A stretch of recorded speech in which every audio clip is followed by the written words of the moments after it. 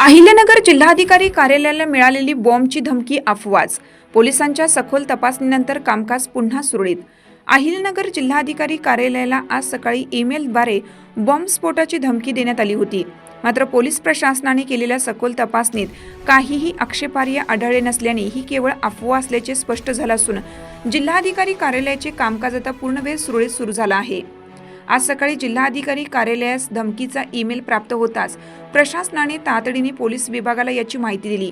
खबरदारीचा उपाय व नागरिकांच्या सुरक्षिततेच्या दृष्टीने पोलिसांनी संपूर्ण कार्यालय परिसर रिकामा केला. बॉम्बशोधक पथकातील लुसी आणि जंजीर या श्वानांच्या मदतीने तसेच अत्याधुनिक बॉम्बशोध यंत्रणेद्वारे कार्यालयाच्या 6 मजली इमारतीची तपासणी करण्यात आली. यामध्ये सर्व मजले, जिने, लिफ्ट, पार्किंग व संपूर्ण परिसराचा समावेश होता. या शोध मोहिमेत अग्निशामक दल आणि SID पथकाचेही सहकार्य लाभले.